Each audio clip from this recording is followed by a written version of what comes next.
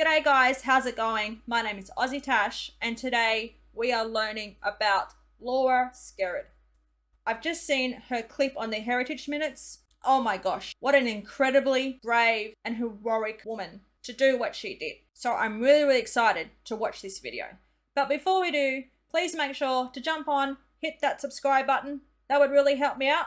Or join my Discord so we can get on and have a chat. You'll find the link in the description down below. Okay, let's get into this one. Really excited. Get your shoes on. Let's go. Most Canadians have heard of this heroine behind me, Laura Secord. Unfortunately, most people associate her with chocolate. But Laura Secord was more than just chocolate. She's a great part of Canadian history. We are on our way up to do the walk that Laura Secord made back in the 1800s to warn the British that the Americans were coming. Did you in your wildest dreams ever imagine walking miles upon miles to warn the British that the Americans were about to attack you? And just think, you did this walking with a cow.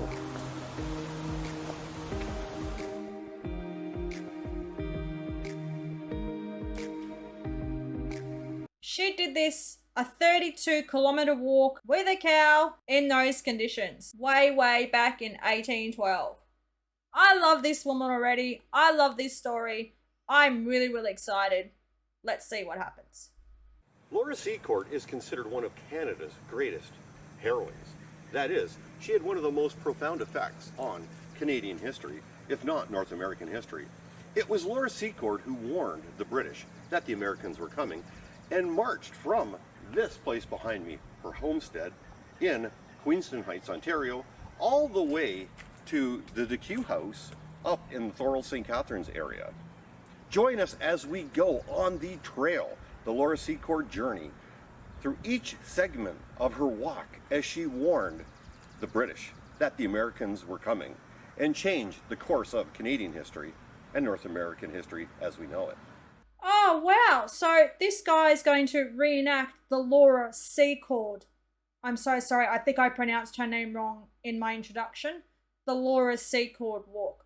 This is incredible. We're going to learn about her history as a young girl, where she was born, where the walk started, everything she had to do during her journey until she got to the end, and of course, how the message that she delivered changed the history of Canada as we know it.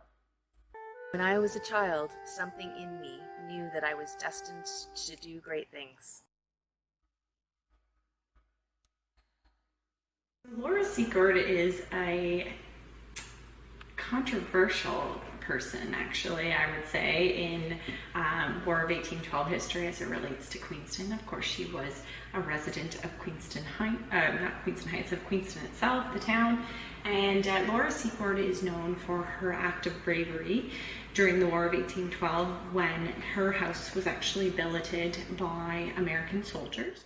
Well, I think Laura stands as one of Canada's most well-known heroes of our past, certainly pre-Confederation heroes, and I think it's deserved. She lived here during the War of 1812. The yard you're in right now and this house behind me were part of a battlefield during the Battle of Queenston Heights. The armies fought right through this village.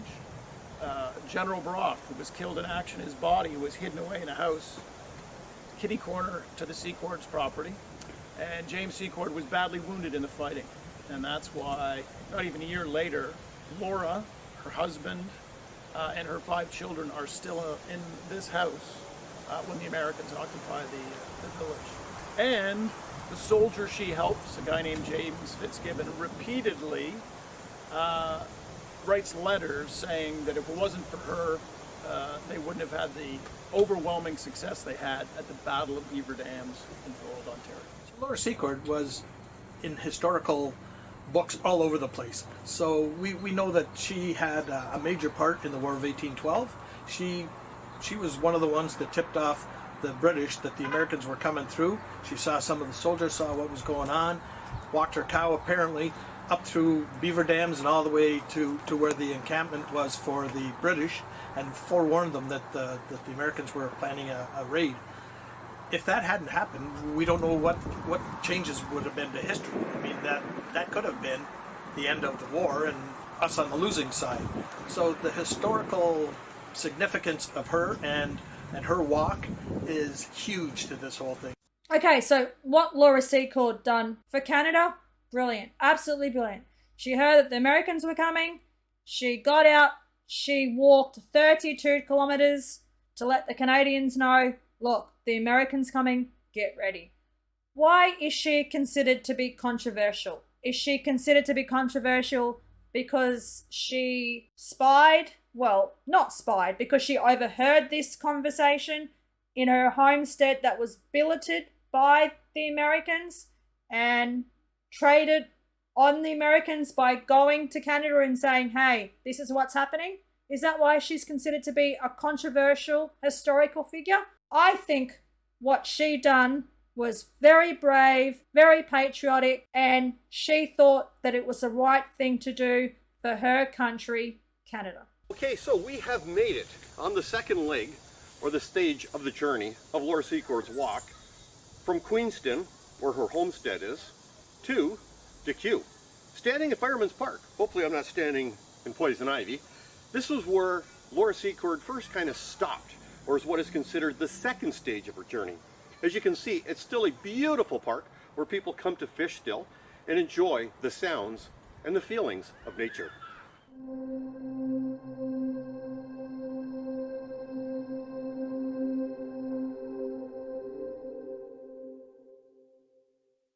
In my opinion, I think that most Canadians, and certainly Niagarans, see Laura Secord as something more than just a person who creates incredible chocolate products.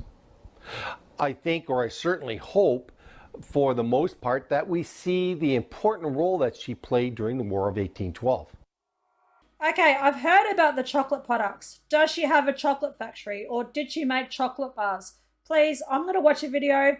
Let me know. I'm really intrigued about that. Also, have you done this walk? Have you been to her homestead?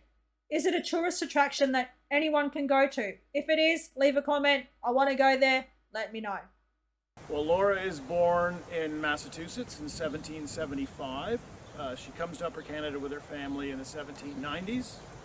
Her family really comes from patriot roots, or what loyalists would have called rebels, but she marries into the Secord family, marries James Secord, and they settle here and are here for a while. They have another Secord homestead in Chippewa, Ontario.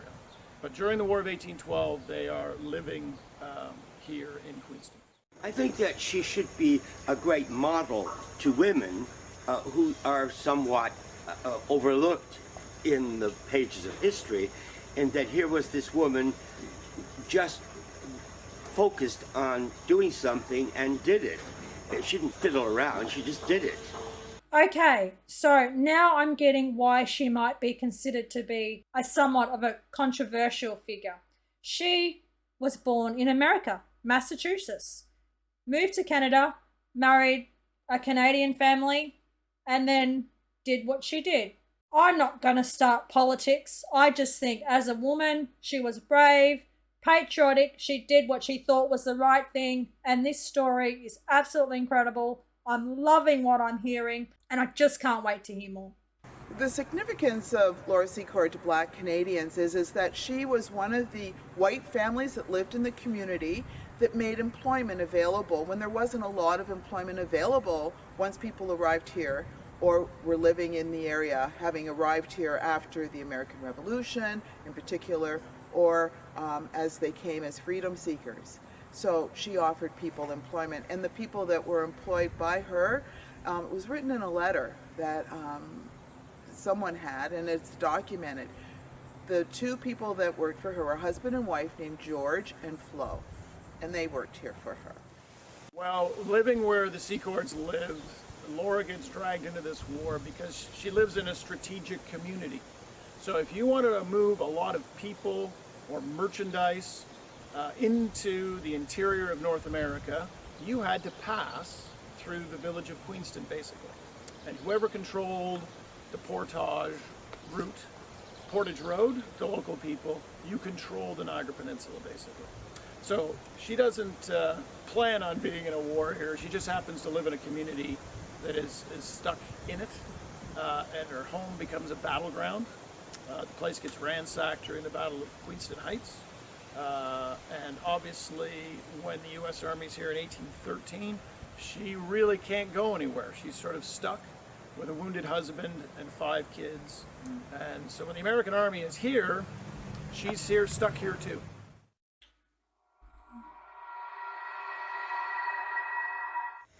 I think she was infinitely more fragile than Paul Revere, and what she did was, if it was a 32-kilometer walk, that was a pretty difficult thing to do. So I think in a way she's more admirable. So we know at one point there are American soldiers here, commanded by a Major Howick. And he's probably the guy, along with another colorful character named Dr. Cyrenius Chapin, Buffalo, New York's first medical doctor. But he's not acting as a doctor. He's got a volunteer unit of mounted riflemen who've attached themselves to the U.S. Army. And the good doctor is fighting a guy named James Fitzgibbon, whose Green Tigers, or Bloody Boys, depending on how you want to give him a nickname, are involved in this guerrilla warfare in this area. And Chapin passes through here, may have had a conversation with this major, and then Chapin goes down to Fort George to try to convince the American commanders they got to take out this Fitzgibbon guy. And for a couple of days, there's a bit of a debate amongst American commanders because none of them think it's a good idea. And finally, a guy named Borsler loses the fight, and he's the American colonel who will lead the attack on Fitzgibbon at Teque House near Brock University. But by then, Laura's already gone. She's listened to this conversation, or her husband has listened to the conversation, and they agree somebody has to go help and warn the forces west of here. And Laura takes it upon herself to provide military intelligence, which turns out to be accurate, and helps Fitzgibbon and the Crown forces win the Battle of Beaver Dam. So this woman, this brave woman, has this knowledge. She knows what's going down. She knows the plan. She leaves her husband and her 5 children to go and warn the Canadians what's going to happen, not knowing whether she'd ever see them again. There are soldiers out there. There are American soldiers that could capture her, enslave her, and that could be it for her. Yeah, she stands up and says, no, I need to do this. We need to do this. My gosh. In those conditions, with a cow? Leave a comment. Why did she take the cow? Not quite too sure about that. Let's keep on going. The significance to Laura Secord for women, I believe, is that she showed such strength of character and was a formidable force. She never gave up. She made that trek from here to Teque Road, the other side of St. Catharines area, and to do that would not have been an easy journey. But she was so determined to let the British know what was going on that I think that we can admire her as another woman of strength and character. Well, I think that there was the original story, and with all stories, I'm sure there was elaboration. In order to make it a better story, the distance became further, the swamp became deeper, and so it's always difficult to find the truth in any story, let alone this one. She's definitely a hero to Canada. 1813 is not a good year for the defenders of Upper Canada. The Americans are occupying big chunks of what's now Ontario. So if citizens like her hadn't actively got involved in the war effort, there might not be a Canada as we know it today. To Americans, there is a plaque to her in her hometown in Great Barrington, Massachusetts, where she was born. So to some Americans, that must mean she's some sort of traitor, but we remind people she was born in the province of Massachusetts. It hadn't become the state of Massachusetts just yet when she was born there. But on the 4th of July, there's apparently a gentleman in Great Barrington, Massachusetts, who puts a black sheet over that plaque. Yeah. Which sort of does a disservice to the other history of her family, because her father fought alongside George Washington. Oh. She just happened to marry into a staunchly loyalist family. So James Secord grew up basically for a while in a refugee camp outside Fort Niagara. Okay, so we have come from Fireman's Park, which is in Niagara Falls. So I'm at the base of, if you want to call the end of Niagara Falls, to the beginning of Niagara on the Lake, which is Niagara College. This was the next leg of Laura Secord's journey going towards St. Catharines, towards our next destination, Rodman Hall, where I think she probably took a little break before she moved on to her next one after that. But having said that, what was really cool about Laura Secord is this was a woman that was driven to make this journey all on her own. She was definitely a true Canadian hero. Laura Secord, definitely a true Canadian hero. She did the walk. I'm just in love with this story. She married into a Canadian family, but her father was an American soldier. So I guess the Americans can see her as a traitor, but the Canadians, they see her as a hero. As a teenager, I believed in equality. I believed in the integrity of my homeland.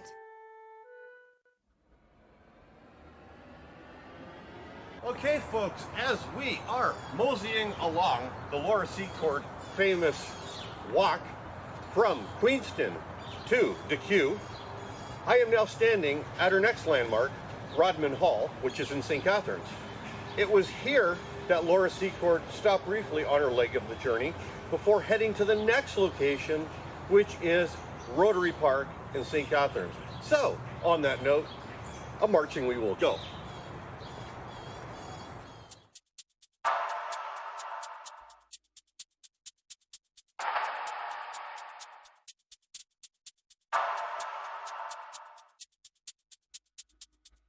So right now we're standing in what was the summer kitchen during Laura's time here. Back in Laura's time, it was considered inappropriate to be cooking inside during the summer. It would heat up the house too much. So you'd bring your cooking outside, do your cooking out here, and then serve it inside. We've replicated the footprint of what was the summer kitchen, but unfortunately we didn't have pictures of the property to be able to replicate what it looked like during Laura's time here. Right now we're in the gift shop of the Laura Secord homestead. Here we demonstrate some of the arts that they would have been doing back then. This loom here is utilized to show demonstrations to school groups. It's an 8-shaft loom and can do pretty much any pattern that they would have been able to do back then. When you warp the loom, all you have to do is pass it through the heddles here, through the reed, tie it onto the bar, and then you'll control the lifting of the shafts with the foot pedals. As you lift the shaft, you'll put the shovel through, and that will control the weft that goes through.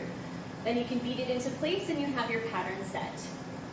Next to it here we have something called the weasel. If you've ever heard the song Pop Goes the Weasel, this is where it originates from. The weasel here would be used to measure your wool after you spin it. You put it onto the weasel, turn it 40 times, and at the 40th time, you'll hear a loud popping noise. That lets you know that you've reached a measurement known as a skein of wool, which is about 40 yards. Behind here is a spinning wheel. We do spinning demonstrations almost on a daily basis, spinning anything from camel fiber to, you can spin anything. You can spin dog hair, you can spin horse hair, you name it, you can spin it on this spinning wheel. Back then, most of the fiber that they would have been using would have been flax or linen, which is a very long fiber, and we utilize that at the homestead quite often. So this is what Laura used to do before the war at her homestead. This is what she employed the Black Canadian family to help her do. Fantastic. So you can go into her homestead, go into the gift shop, see all these antiques. That's pretty cool. Very, very cool. So we offer tours every half hour. They take about half an hour to do. We bring you through the homestead itself, talk all about Laura, probably more than you ever wanted to know, then talk about the time period and what Laura would have been doing on a day-to-day basis. So you're probably wondering what Laura Secord has to do with chocolate and ice cream. Absolutely nothing. The chocolate company was started the same year as the 100th anniversary of Laura's walk, and a man named Frank O'Connor was looking for a name for his company, heard Laura Secord's name getting thrown around, and thought, hey, that's great advertising. So he took her name, took her image, put it on the chocolate box, and the Laura Secord Chocolate Company was made. So the Secords lived here in 1803. They were living in the house until 1835 when James got a job as a customs collector. At that time, they picked up and moved to Chippewa and lived there the remainder of their lives. After that, the house was privately owned up until the 1960s. She had carpeting, plumbing, electricity, you name it, they added it to the house. Then the chocolate company bought it in the late 70s, and they restored it according to a watercolor that was done in 1812. So how you see it looking now is how it looked during the war. In 1998, it was gifted to the Niagara Parks Commission, and they've run it ever since. I'm very proud to be the caretaker of one of Canada's oldest homes, and I love sharing it with our guests. Okay, so that's just clarified. There never was a chocolate factory. She never made her own chocolate bars and chocolate desserts. Her name was just used 100 years later to commemorate the walk that she did. Okay, that's just clarified that. Very cool. Hi there, my name's Natalie, and welcome to our home. This was once Laura Secord's house. This was her second home in the area, and today we run it as an Airbnb. We're glad that you're here with us today so I can share a little bit of history with you.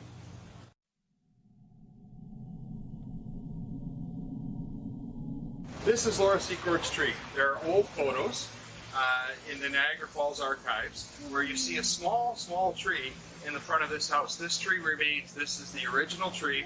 We've taken as much care as we possibly could to keep this tree alive so that Laura Secord's memory remains. Laura Secord actually taught school here, right beyond these walls. It was the first public school in the area of Upper Canada. So we're glad to share that with our guests. We love sharing the history of the area with our guests. Chippewa is a wonderful little community, and we invite you to come and stay with us and be part of history. Laura Secord's second house? Have you stayed there? Does it look incredible? Send me your pictures to my Discord. Leave a comment. Tell me all about it. How incredible. We love sharing our home and the history of Laura Secord. You can expect to hear lots of local history, a little bit of haunted stories when you're staying with us. The loft bedroom is a separate entrance, king bedroom, which we are very proud about. And we love having guests from all over the world stay with us. We have so many stories that we love to share and history of the area. So folks, I am standing at Rotary Park.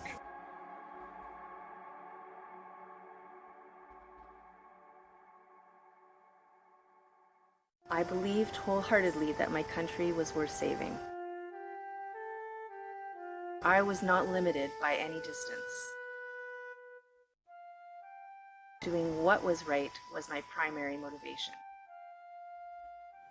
What do Canadians, that is, those who have immigrated to Canada, think about Laura Secord, or do they even know who Laura Secord is, and what effect or what influence she had on Canadians today? Hi, my name is Mick Majid, and I am from Kenya originally. And as a Canadian now, I have felt amazingly fortunate that I have traveled all across Canada and settled in an area where Laura Secord was a key individual that saved the Canadian soil. As an Iraqi Canadian who arrived in 1972, Laura Secord, Canada represents to me the freedom, the refuge from political dictatorship, which we experienced. Hi everyone, my name is Laurie Goldman. I'm a proud Canadian. I'm a proud Jewish man. I am very proud of my heritage, and talking about heritage, in Canada, Laura Secord, a very famous heroine, she actually helped the Canadian or I guess the British loyalists, the British troops defend off the Americans by befriending them and getting their secrets about what their plans were, and traveling great distances in order to warn our early settlers what was coming, and to defend our nation and our country, which she did so successfully. So we have to be very thankful to Laura Secord for everything that she's done in our Canadian history. Okay, Laura Secord. Do you learn about her in school? Obviously, it was more than just a 32-kilometer walk, wasn't it? It was a walk that changed the history of Canada forever. Some Americans might think what she did was espionage. She overheard their conversation. She befriended them. Or did she befriend them? They said that her house was billeted by Americans. Was it billeted or was it taken over? Not really quite too sure. Leave a comment and let me know. Also, this walk, this 32-kilometer walk, you can see that there's monuments, little paths on the trees, a trail. Is this something that's reenacted every year? Similar to the Marathon of Hope that Terry Fox did. Oh, absolutely love that story. Hi, I'm Monica. I immigrated from Poland, and this is Lucas, and I was born in Canada. When I first came to Canada, I was introduced to Laura Secord as the great Canadian heroine. And what I think is that Laura didn't really set out to be a hero. She just did what she felt was right for her to do. And no matter how big or small your contribution is, as long as you do believe in what you're doing, you can be a hero as well. She is a defender of her political views and someone who stood up for her and actually acted on her instinct to make sure that she protects the land that she loved. She's a historical figure. She helped change the landscape. She is single-handedly very much the reason that things played out the way they did, and why we sing "O Canada" as our national anthem, because of her great heroic efforts. So I've been lucky enough to walk that same path that she walked a couple hundred years ago, and she is right now buried at the site of the bloodiest battle ever fought on Canadian soil, the Battle of Lundy's Lane. And we've got a historic cemetery there, and that's where she's been laid to rest.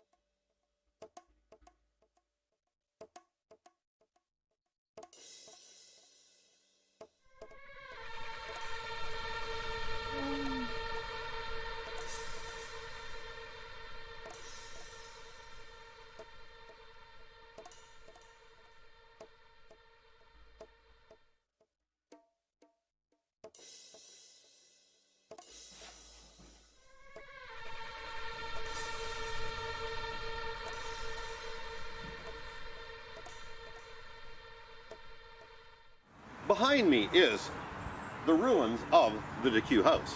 As you can see, I am standing at the final resting place of Laura Secord's famous journey from Queenston Heights to DeQ Falls, or also Morning Star Mill, which is over on the other side of the ruins of the famous DeQ house. So it was at this place here that Laura Secord finally ended her journey to warn the British that the Americans were coming, and perhaps save the British and Canadians, that is, and change the outcome of Canadian history. How do you think the British Canadians reacted? How did they react to her? How did they respond to her? And what did they plan? There'd have to be documentation, histories, stories, this information that she gave to them. How did they move forward? What were they planning before she got there? And how did they move on? It's just so fascinating. It's a bit sad that she died in poverty. Not sure about the whole story of that. Please leave a comment. Let me know. Let's keep on going. See where this story ends. I would live to be 93 years old, but my legacy would live on for Canadians. Many view me as a heroine to Canada. When we do what is right, we are all heroes to our causes.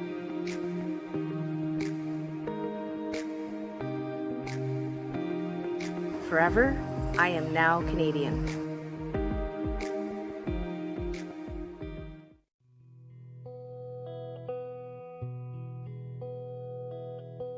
Okay. Wow. What an emotional ride and journey that was. I'd just seen her episode on the Heritage Minutes, As I said, I'd learned a little bit about her from a video that I did on the War of 1812. What she did, what she set out to do. She was patriotic to Canada. She knew this information.